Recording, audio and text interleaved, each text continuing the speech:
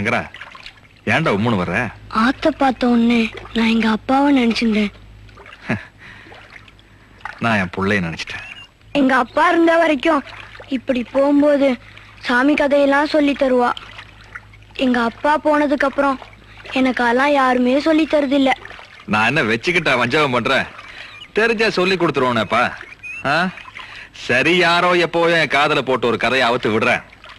ஆத்த தாண்ட வரைக்கும் பொழுது போகணுமே.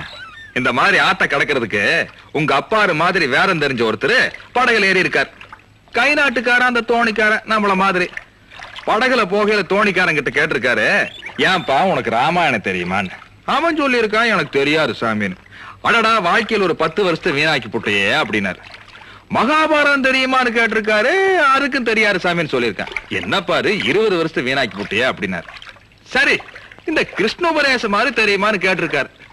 அதுக்கு அந்த தோணிக்கார தெரியாது சாமின்னு சொல்லியிருக்கா. போச்சாப்பா 30 வருஷத்தை வீணாக்கி போட்டையா அப்படின்னாரு. பேசிக்கிட்டே இருக்கையில படகுல ஓட்ட விழுந்து தண்ணி உள்ள வந்துருச்சு. இப்ப தோணிக்காரன் திருப்பி அடிச்சிருக்கான். ஏன் ஜாமி உனக்கு நீச்ச தெரியுமான்னு. சாஸ்திரி சொல்லியிருக்காரு, அது தெரியாதுப்பான். ஒட்டு மொத்தமா அவன் வாழ்க்கையே போச்சுட்டு இருக்கான்.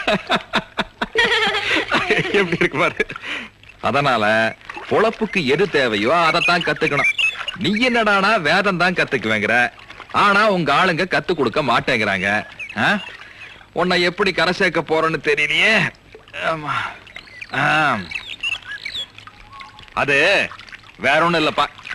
இந்த சுடுகாட்டு ஆலமரத்துல துருப்புடிச்ச ஆணி அடிச்ச மாதிரி நம்ம ஆளுங்க நெஞ்சில சாதிங்கிற ஆணிய ஆழமா அடிச்சு புட்டாங்க. அதான் இடைஞ்சல. இடைஞ்சல்னா புரியலையா? சாரிதான். உங்க பேர் என்ன? இந்த கொழுப்பு தானே வேண்டாங்கிறது. என் வீட்டு சோத்தை தின்னு புட்டு என் தோல்லையே சவாரி செஞ்சு புட்டு என் பேர என்னன்னு கேக்குற. இந்த ஊர்ல கை சூப்புற குழந்தைகிட்ட என் பேர் என்னன்னு கேட்டா கூட வாயிலிருந்து கட்ட வரல எடுத்துட்டு பாலு தேவர்னு சொல்லிட்டு மறுபடியும் கை சூப். பாலுங்கிறது உங்க பேரு, பின்னால இருக்க தேவர்ங்கிறது நீங்க படிச்சு வாங்கின பட்டமா?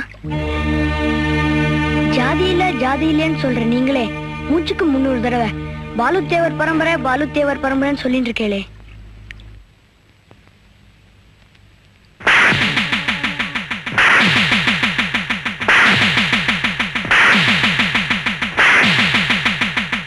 நான் கரையேறிட்டேன், நீங்க இன்னும் கரையேறாம நிக்கிறீங்களே.